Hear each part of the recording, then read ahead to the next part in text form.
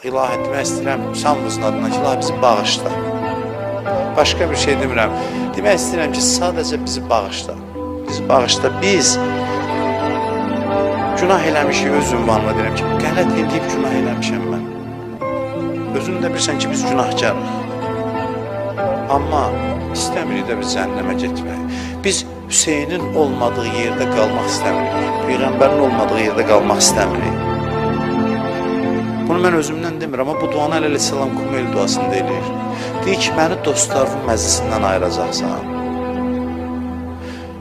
Eşidəcəm ki, orada məclis var Allah qatında, Peyğəmbər, İmam Hüseyin, Həzrət Əli, Allahın dostları oradadır, o məclisdədir.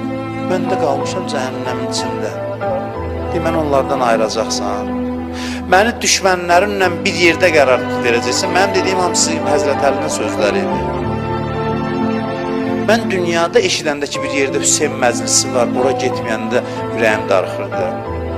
Mən dünyada eşidəndə ki, Aşura günüdür, necə ola bilər? Aşura günü ola bilər adam getməsin, İmam Hüseyin məclisi. Mən gedirəm istirahətə, filan yerə dincəlməyə.